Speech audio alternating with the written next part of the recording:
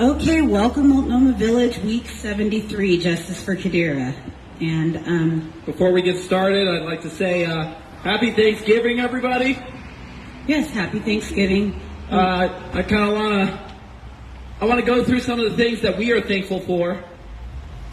We are thankful for our family. We are thankful that our daughter is still alive and that she's trying to live her life even though she has received absolutely no justice for being the abuse victim of our government. We are thankful for life.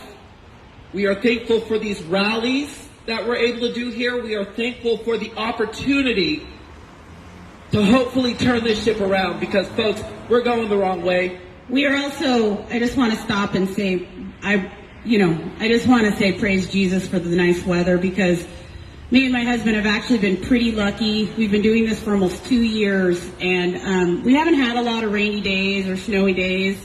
And I know that Oregon is in drought, but for us, it's quite a blessing because it's difficult to get out here every week, especially when it is raining. And normally it would be raining a lot more. So praise Jesus for that because this definitely needs to be happening, these rallies, because there's a lot to talk about here, not just in our community, not just in our nation, but globally. I mean, the human race is completely off track, and it's going to be a real job to get this planet basically going in the right direction again, because right now we are so far off course. It's not good, but there is hope. Folks, there is always hope. There is light shining on us even as we speak, and it's the light coming from God, actually. And God wants us to know that we are loved and that there is a way for us to actually develop in a productive manner and be successful as a race of beings. We don't have to be fighting all the time. And I realize here in Portland we're coming off of a really bloody weekend. I think 2 teenagers were shot. 1 was killed. We had a mass shooting over there at a Walmart in Virginia. We had the Colorado shooting at the nightclub, and I just want to let people know, and then there's just shootings all over the world, right, because that's what war is, and all this gun violence. Some people end up in the news when they get shot and others don't. I don't think that there is any one group in particular being targeted, so I have to say, a lot of times the coverage of these events, it's so divisive. People are being targeted everywhere on this planet because life is not what is considered valuable. We've put something before it, and it's time that we acknowledge that. And we need to all acknowledge it, and we need to try to come together and create a better environment for everybody living here. So, and folks, I just want to let you know, okay, that it's people that kill people. It's not guns. Right. Okay, and if you got rid of all the guns right now, you'd still have people killing people. And so what we need to do is get down to the bottom of why people want to kill each other. And I'm telling you right now, the reason why people are killing each other is because we are not properly caring for people. And people also want to kill themselves, unfortunately. So it's very complicated because the environment down here, because it's just so focused on money, and getting money all the time, it's deteriorating, at a very, very, very fast rate. One thing I want to point out, though, and that never ceases to amaze me, is it doesn't really matter how wealthy someone gets. You see that the wealthy people are just completely miserable, and I see it in the media all the time. I mean, the victimhood amongst the wealthiest elites is grown so big now. I mean, where do I even begin? They're constantly complaining. It doesn't matter how much they have. So that should tell you that, tons and tons of money is not going to bring happiness. Really what's going to bring happiness is people caring about one another again. And that, like I said, that's a job that we all need to be doing right now. And we do need to be talking about the foundation of our society, and the foundation of our society is the monetary system. And we're just way too focused on that. And it doesn't seem to matter how much money appears here on the planet. people are not getting any nicer, okay? And it's not helping to improve anything anymore. There may have been a point where things were improving because it was here, but now everything's going downhill, and the people who have a lot of it, they just keep collecting in excess. I mean, I just couldn't even believe when I was looking at Jeff Bezos, because he came out and was saying that, everybody needs to watch what they're spending, and there's going to be this horrible recession. The man has 14 houses. And they're not just houses, they're extravagant mansions filled with tons of crap. It's not okay, It's not okay when people are suffering and actually dying on the streets. And it's just not okay, period, because he can't use it. So there's so much of that going on now with the billionaire class. And there's so much blame, I feel like, being foisted onto the poor, just for being poor. And just general people. In general, just people in general, there's a finger being pointed at humanity as the problem. Now, I want to let you know, folks, we are not the problem, okay? We are not the problem. We can be the solution if we choose, but that's a discussion and a new agreement, and it's not the Green New Deal, okay, folks? That's not the agreement that we need to be making with each other. Well, the Green New Deal doesn't even recognize that people are what is valuable. The only thing the Green New Deal recognizes is that the resources of the planet are valuable. And sure, they're real valuable to billionaires who want to stash them away and never use them. Because again, I have to say it again, when somebody starts feeding their ego, that's pretty much the height of mental illness, right? Because there's nothing really there, but then there is something there, because they have to just keep taking and taking and taking. I'm sure Jeff Bezos will be buying even more, even though he doesn't need it. And he's just one example. I'm picking on Jeff today, but, this is what we see with that class of people. So it should, everybody else, put on your, observation glasses and take a good hard look at that, because it's a mess, okay? And folks, I just want to let you know that it's not the billionaire, it's not the elites that are the problem. They are a consequence of the agreement that we have made with each other for not actually valuing human life. That's the agreement that we have made collectively as a race of beings. But we can change that. We can change that with a discussion. We can change that with an agreement, okay? All we need is a new agreement, and the agreement should just be that people are what is actually valuable. So with that understanding and that agreement, we can actually base our society. We can allow people to be the actual economic driver or the reason why we are running society. And then we can start focusing on developing people, not developing money or capital or resources or cryptocurrency or anything like that. We need to focus on developing and caring for people the all the time. The measure of a healthy society is the health and safety, of the citizens in it. And right now, globally, there's just a lot of suffering people, and so much of it is completely unnecessary. I mean, it's truly political suffering, right? Because it's not real. It's not like the people who are freezing, it's not like we couldn't get heat to them. The people who are starving, it's not like we can't get food to them. In fact, in terms of solving things like world hunger and poverty, there's more than enough money. No, we have the ability. Yeah, there's more than enough money to get that done. So we have the ability right now to house every single homeless person in this city. We have that ability. We're just not doing it because those people don't actually matter. That's how we have constructed our society. And it would create, what our elected officials consider a burden, because, once you've thrown a person out to die on the sidewalk, they're going to require a lot of additional care to reintegrate them back into society. And again, the way that society is structured now. You have to be building a society that people even want to come back to. What we have right now is something that's really nasty and cold. I know that because I'm standing on this corner, and I shouldn't have to be. I want to read an article very quickly, because it all goes back to the night our daughter was abused and the corruption we suffered.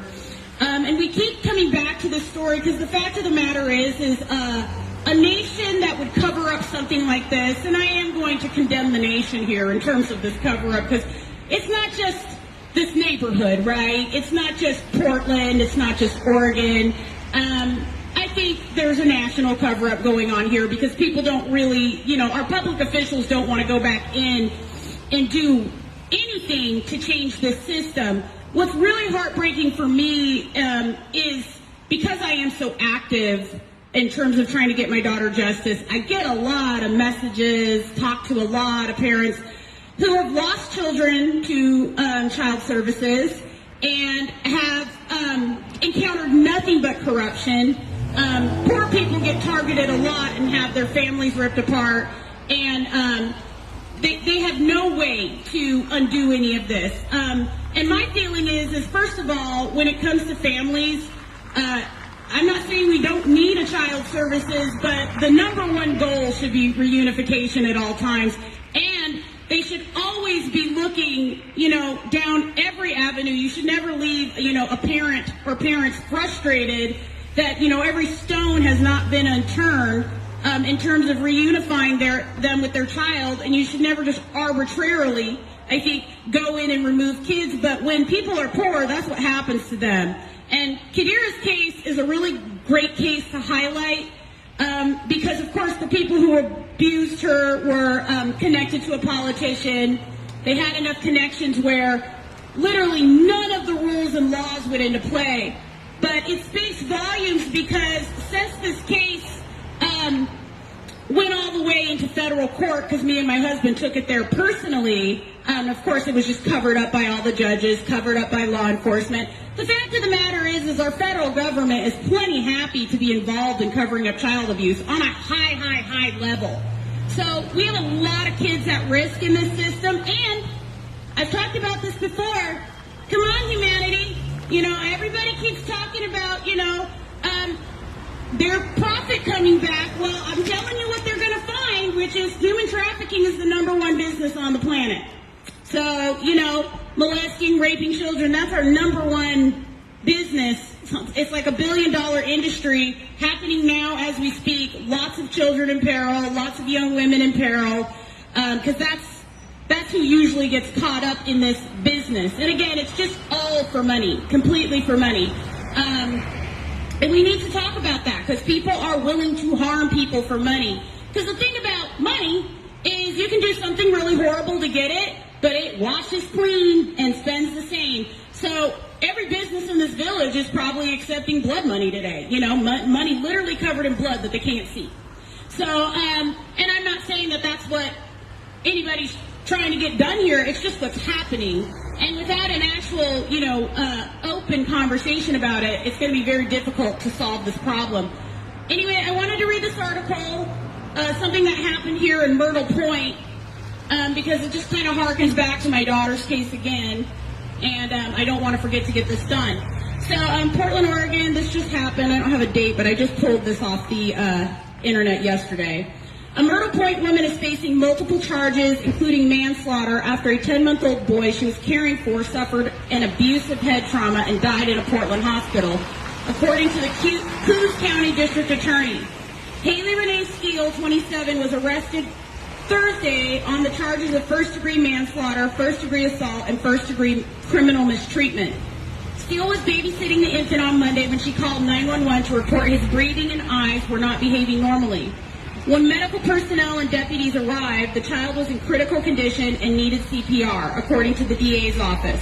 The 10-month-old was rushed to Coquille Valley Hospital, where it was determined he was suffering from a skull fracture and brain bleed. The child was then airlifted to Emmanuel Hospital, where officials said his condition worsened. He died around 9 p.m. Wednesday. Health officials determined the infant's injuries were not the result of an accident or natural causes, but rather were the result of abusive head trauma, the DA's office said in a release.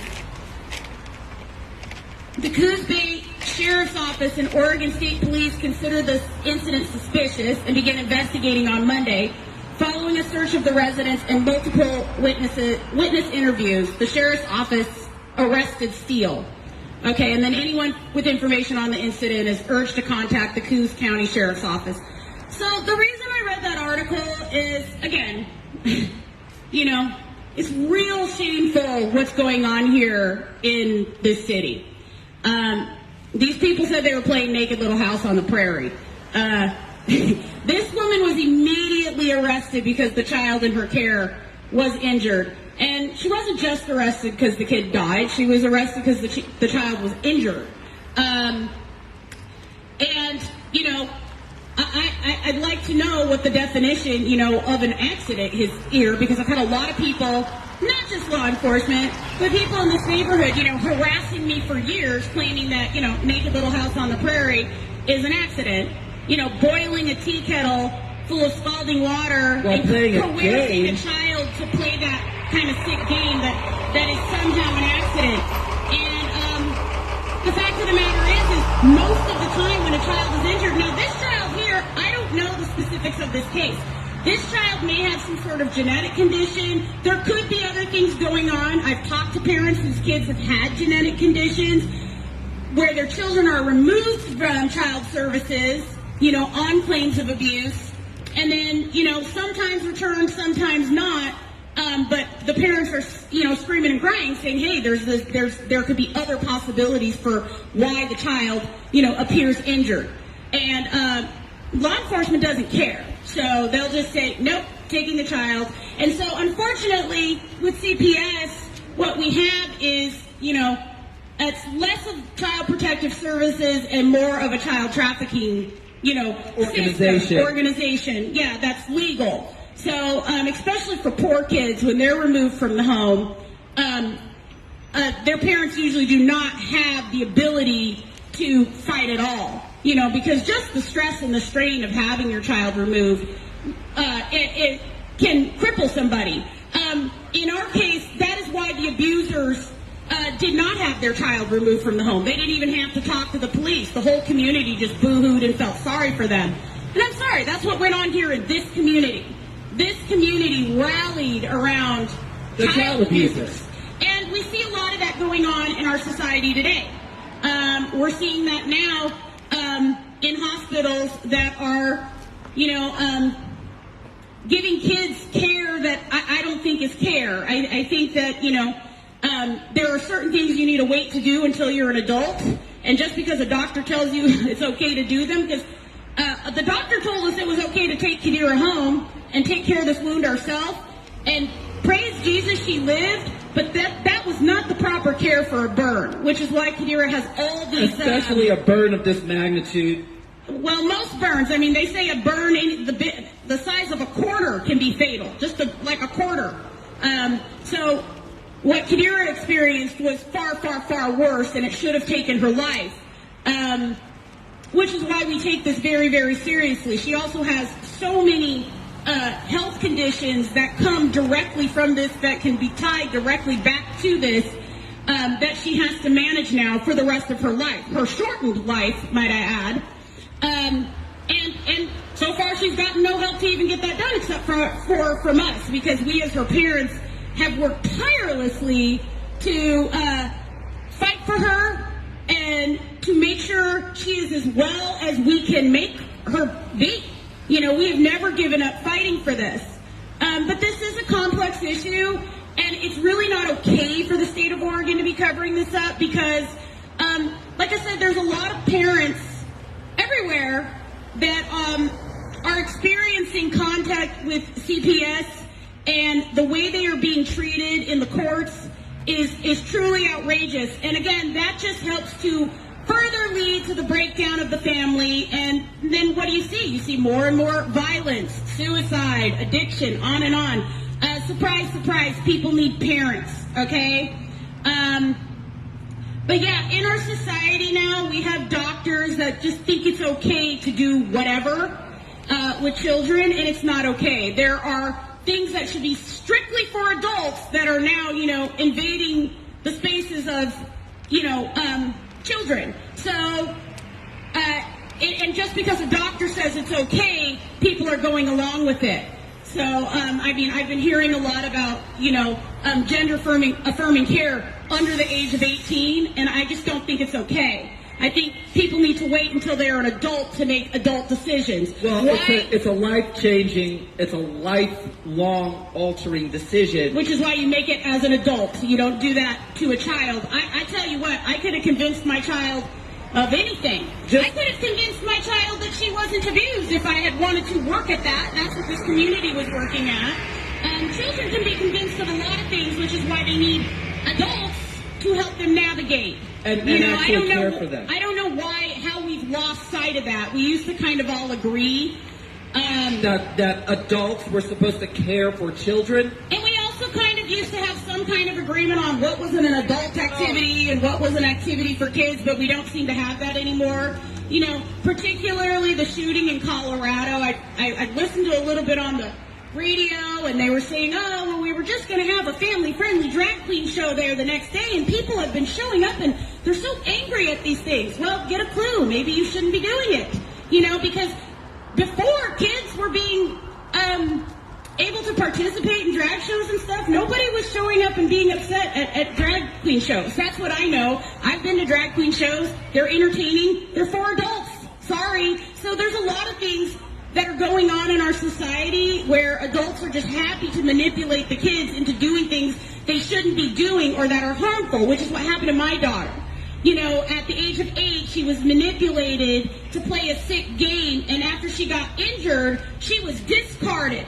And that's what's happening to a lot of kids right now, I think, who are moving forward with gender-affirming care under the age of 18 and then finding, hey, it wasn't for them, and then wondering why the adults around them, you know, harm them in that manner. When I look back at myself at even 18 or 25, I was like a completely different person. So I can't even imagine making, you know, a life-changing decision, which is going to medicalize me for the rest of my life and make me in need of doctors all the time till the day I die, at 2, 3, 4, 5, 9, even 15, even 18, really. This is something that I don't understand it. I don't know why people are so happily going down that road. But again, child abuse is just something that we are trying to normalize in our society. And right. It's happening because our eye is all the way off the ball. Okay? Well, that's why human trafficking is the #1 business on this planet. Instead of trying to actually care for people, we are going the other direction, and that is happening because people are not what is important to our society. Right, and then we're standing around, I see a lot in the news, oh, we just can't figure out why these things are happening. Well, you know, all things you witness on a planet where life is not what is considered valuable, there are consequences to replacing the value of life. Especially human life. Folks, and that's what we've done. We've replaced the value of human life with money. We are a human society, okay? We created our civilization. We are running our civilization, but we are not the focus of our civilization. I want to tell you this, folks. You will never be able to fix people problems with money, okay? The only way you can fix people problems is with people. And that's not what's directing, the care of people should be what is informing our decisions and directing our activities here on this planet. But it is not. That is not what is going on. And so we need to start actually questioning and challenging the foundation of our society because and what it all means. And what it all means, because we're all. There are plenty of people. I mean, even like me and my husband as taxpayers, we're constantly throwing money at the government, and they spend so much on harming people and so little on helping people. Look what we've got. You know, we primarily have this ginormous mess. Now, is it people that are the problem? No. I don't think so. I think we've got a system here that just doesn't work. Not for people. Our system works fine for money, but it doesn't work okay for people. It's not even trying to. That's just, the care of people is an afterthought. That's a side effect of us running business. It should be the goal. And when we see people like Jeff Bezos or Bill Gates or Mark Zuckerberg, all these people, Harry and Meghan, I could go on, you know, because like I said, the victimhood's growing. Even Kanye West, oh, the poor celebrity, they never have enough. It's never ending. It doesn't help them. They don't feel good about themselves. They're not helping anybody else, really. They just have all this stuff. And what does it amount to, really? Nothing but a hill of beans. And it's not meaningful. But that brings me to my next article very quickly, because I want to dial it back to the homeless situation we're having, since everybody here is, you know, I guess we're voting for concentration camps, which I find very appalling, again. But I just wanted to read the most recent article that I got off of KGW, because it's an insult. It's called Like like a slap in the face, Multnomah County cuts back on homeless supplies. Due to staffing and budget constraints, again, there's that money issue, the Joint Office of Homeless Services limited the amount of supplies that groups helping homeless people can get. Piles of wet clothes and blue tarps surround an outdoor space heater by a tent off of Southeast Martin Luther King Boulevard Jr. Monday morning. 45 degrees with signs of rain on the way, and those living around that campsite prepared for colder days ahead. Not much movement. You bundle up and make a little fire, and that's about all you can do, said Chris Sisoni, who sleeps in his white pickup truck. It's better than exposing yourself to the elements, he said.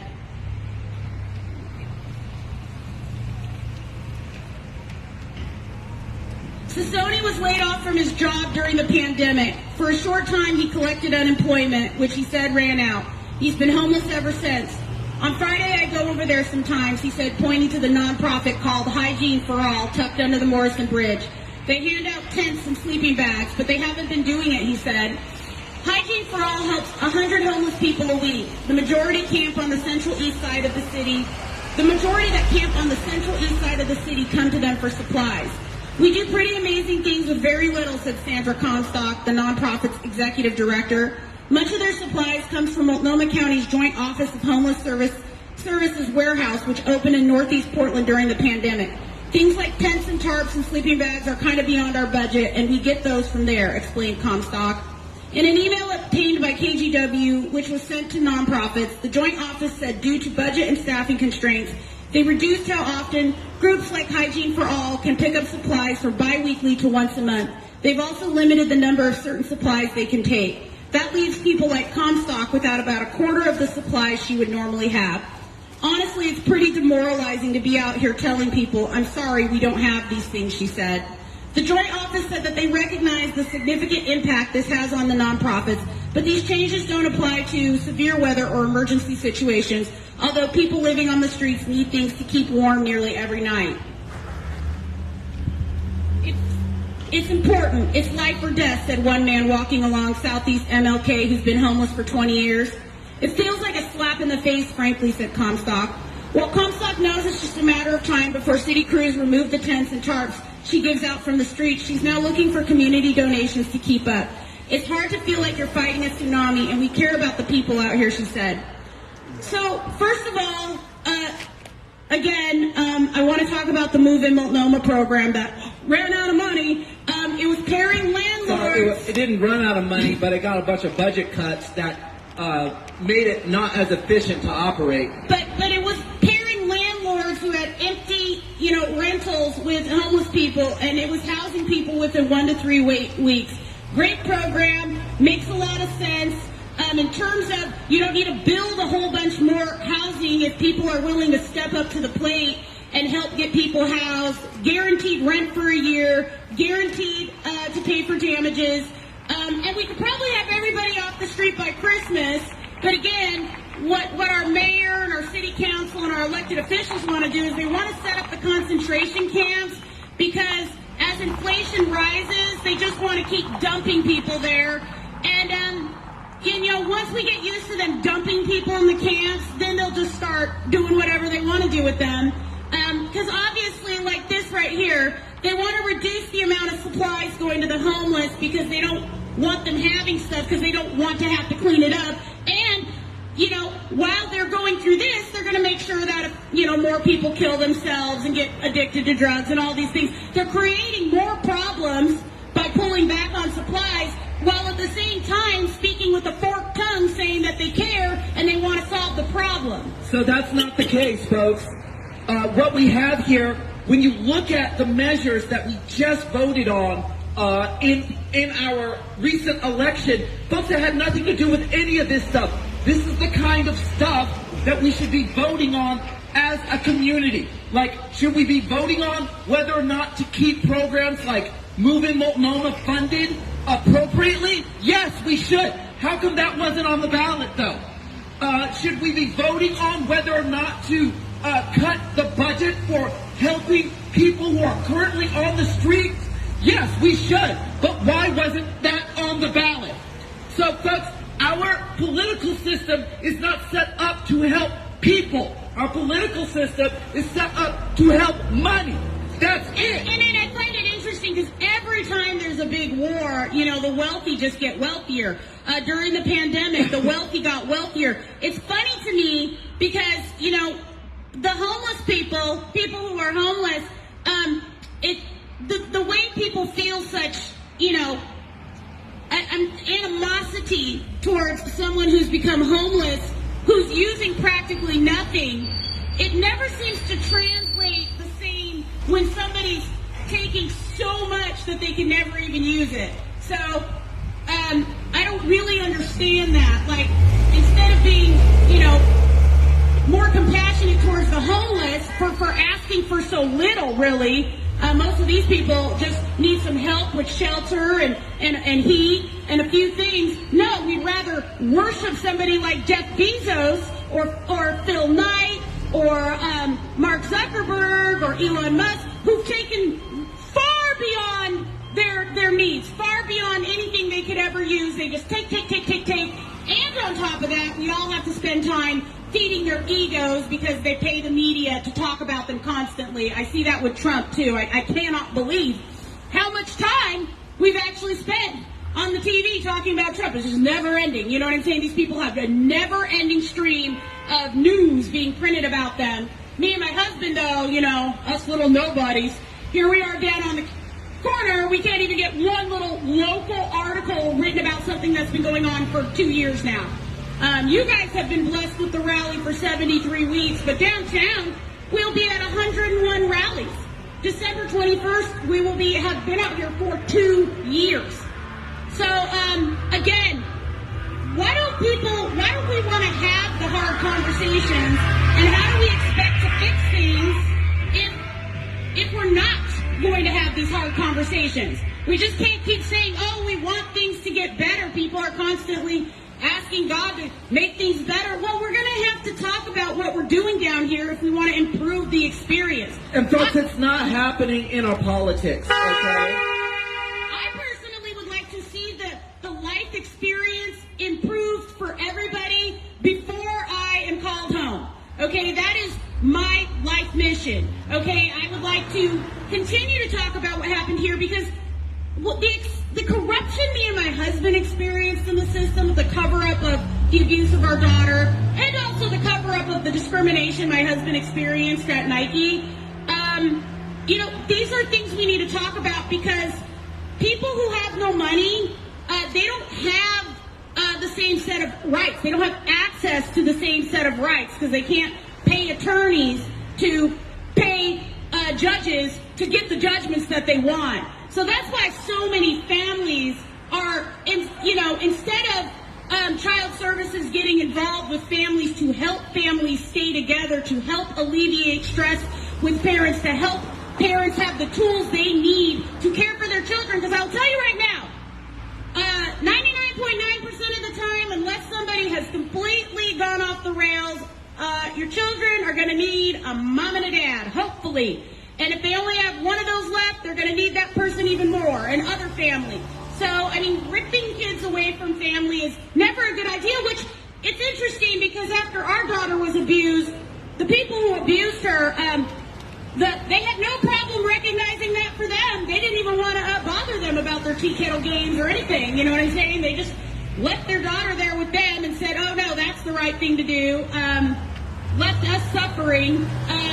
But the fact of the matter is what I can see is the people who have the resources and the connections, when it comes to them having to face their own laws, suddenly their laws aren't going to work anymore. And they didn't, you know what I'm saying? Like Todd and Amy, they got to keep their kid. They were never even interviewed. They didn't have to apologize to Qadira. They put them through nothing. No personal responsibility did they have to take for harming our daughter. No personal responsibility for what they put our family through. And the government helped them do that, simply because they were connected. And we saw that with the Epstein case. We are seeing that so much, with people who are either connected to the wealthy class or who are part of the wealthy class. So that's something that has to stop because it's like our whole system doesn't work. And, when I'm hearing from parents who have had their children ripped away for like a bruise, a scratch, hit the other son on the head with a toy, and the son got a bump on his head, and they took him to the emergency room. They immediately came in and took her 4 kids away. It was the worst day of her life. I hear tons of stories like that. She was one of the lucky ones. Her children were returned. But this is a serious thing that's being covered up here in this city. And this case, if brought to the forefront, would be a game changer for a lot of parents who are facing family court right now. Because either the court says that it's okay to abuse children, and that's where we are in America, and that's what it feels like. That's where it feels like we are, or it's not. You know what I'm saying? You can't have one set of laws for one group of people and another set of laws for another group of people. Either it's equal application of the law, or there's no law at all. Or no law So at all. can I vote that, the laws need to matter if we're going to spend time making them, okay? And implementing them. Like this woman, See, but they're not being implemented. This child who was harmed with this babysitter, they're not giving the babysitter the benefit of the doubt. They're not saying, oh, maybe something else happened here. No, she's already sitting in jail. She was arrested that day. Okay, which is what should have happened to Todd and Amy, what should still happen to Todd and Amy, and everybody else involved in this cover-up. But they're not doing it because what's happening is they don't want to change the system. So No. we're not supposed to look Like at I said, because we're going to find so much corruption. There's so many The cases system of is this. working fine for money because the system was developed for money. It wasn't developed for people. But guess what, folks? You and I here, we're all people. So our system should be working for us. We should be the focus of our system, not something else, not money, not gold or silver, not cryptocurrency. You should actually be the focus of our society. The actual economic driver, the thing that is driving our society. But why are we having that conversation? And when we're why are we talking about that? And when we're dealing with people, we should be working to help them feel healthy, well, and safe. That's how you end gun violence. See, they keep saying, how are we going to end the gun violence? It's not by getting rid of the guns, folks. It's not the guns that are killing people. It's people who aren't well because they're not being treated properly. Let's stop disregarding people's needs. Stop disregarding people's traumas. Like me and my husband, we went through a horrific trauma. I think one of the things that is really telling about our case, not just what happened with my daughter, but what happened with my husband at Nike is when our daughter was abused, there was absolutely nothing put into place. If me and my husband had wanted to get a gun and go shoot up Hayhurst Elementary back in 07, And Todd and Amy, or kill the people, any of the judges we or couldn't run attorneys it. that abused us and our family and our daughter, we could have absolutely done that. And as a matter of fact, they were counting on that because they were pushing us to do that. Or if my husband had wanted to shoot up Nike, nobody was trying to make a resolution or try to, there was no caring for our health or safety or the traumas that we were going through. They wanted us to behave that way. And I see that a lot with these mass shootings. You go back and look at the history of the people that committed the mass shooting, and it's like their life is a complete mess, and everybody, why did they go get a gun? Well, because they just had no other, they just didn't, what does any of this matter to any them? option, folks, and that's what happens when you do not properly care for people. And I'm telling you, that's not the goal of our society. The goal of our society is not to care for people, it's to care for money.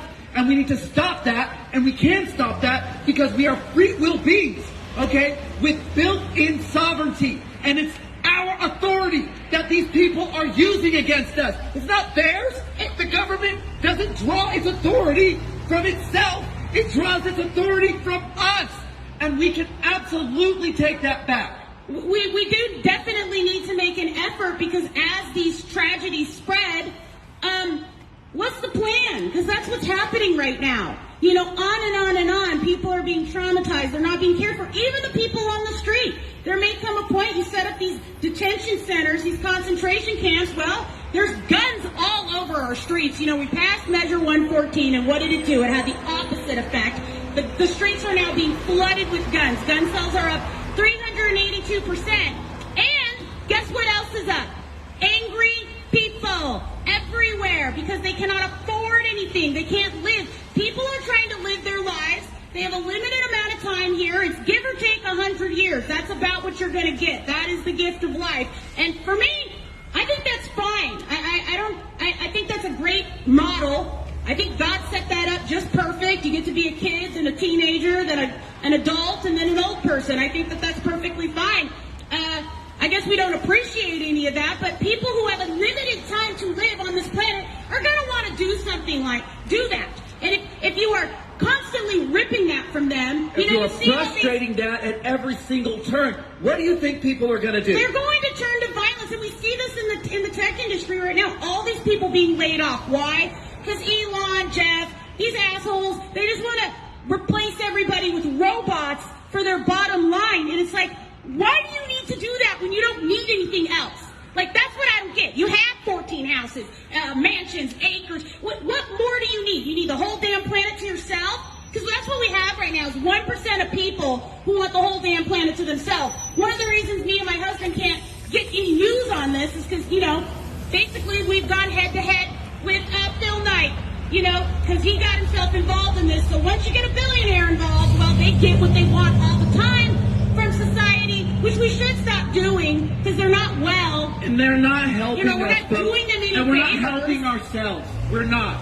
We're never going to get out of this hole that we have dug for ourselves unless we start actually recognizing what is really important. And if that's not the care of people, then I don't know what is. And that's what we should be reaching out to other nations and saying. That should be the message coming from the United States.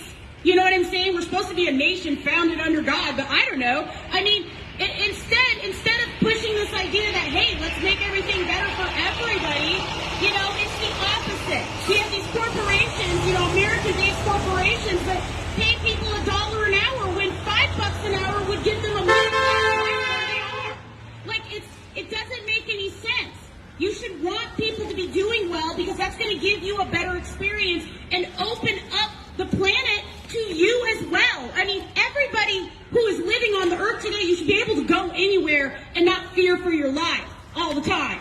But we turn this place into this hellhole where you can't even go shopping at Walmart without worrying about being gunned down. I don't think that is an experience that especially our young people are even going to want to continue.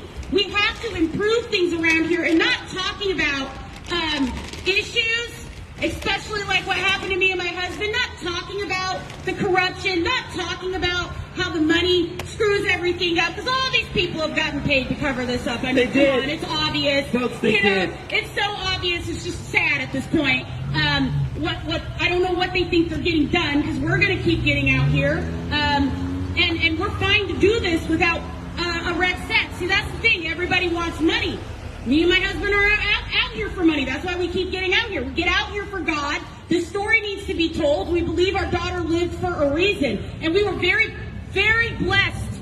We are very blessed to have had her in our lives since that night, because she could have easily been taken from us. So we will do this work for God. It needs to be done. And I would never turn my back just because it's not making me money. I mean, I wrote a whole book. Nobody reads it. We get out here every week. People don't come. People don't listen. I put these on Facebook. Nobody shares them, not even my own family. But that's you know fine, what? folks. That's fine. We're going to be here because We're going to be out here anyway. We are here for, like my wife said, we are here for God and we are here for you. So when you start thinking that it's actually a good idea to acknowledge and embrace your value, we are here to back you up. We are here to make you what is actually valuable to our society. We can do that. We're going to do that work, whether it's by ourselves or whether you want to jump in here and give help it a us out. try. I mean, the fact of the matter is that I am the value exercise, what me and my husband have been doing with our T-shirts and our sweaters, which many of you see us out in the community besides rally. I mean, we are always labeled like this. This is how we go about our life. This is how we engage with our community, because it's important for you to understand that we are what is actually valuable. We are what matters. And that's how we treat ourselves, and that's how we treat the people that we interact with. Like they are what is valuable. That is what we are, that's the message we are trying to spread, because we need people to start recognizing that if we're going to turn this ship around. it's very interesting to me. You know, last week, 2 weeks ago on Friday, we offered a free shirt downtown, and this lovely woman, she came up and she ended up taking the shirt or putting it on, and it was just a very beautiful experience. But before that woman came along, there was another woman. She put the shirt on and then she ripped it off and Because said no. she did not believe she was what was valuable. She said she didn't believe she was what was valuable. She said there's too many people on the planet and that people were not from God and forget about it. But the other woman was able to accept her value. It was very beautiful. And her name was Sakana Ocean Love. Yeah, that was. And it's very important that people start to do this, acknowledging what is actually valuable. Because if we cannot acknowledge our value as a race of beings for ourselves, there is absolutely no way that we are going to be able to fix anything on this planet, even the life that we are destroying now all over the planet. It's interesting too, because I'm reading more about, you know, these wealthy people. They want to go to the moon, they want to go out into the universe. I'm just going to tell you straight, the human race isn't going anywhere till they learn to value life. You cannot go out into the stars and take your chaos with you. This is a preschool for a reason. When the majority of people here are being well cared for and the life experience is being regarded as something sacred again, then we will see ourselves, you know, going to other planets and things like that. Universe, but you don't spread out before then, because you'll destroy things. You don't understand. We are under spiritual quarantine because we do not know how to act. Okay?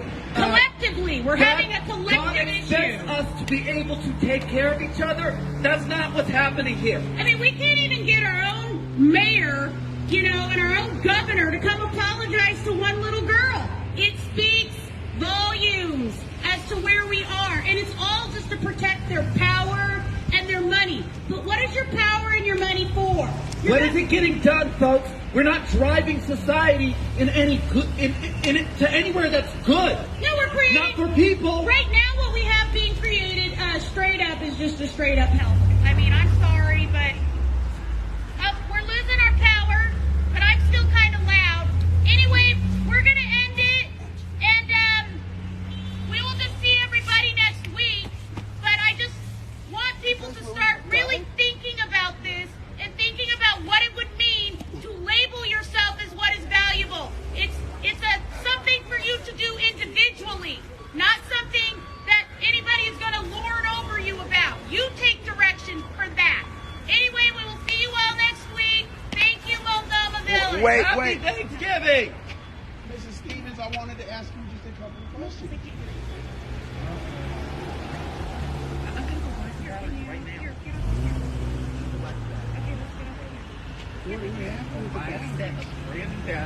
Doesn't that thing charge up by itself? No, it doesn't charge up by itself. Oh, it has to come with a battery. It doesn't.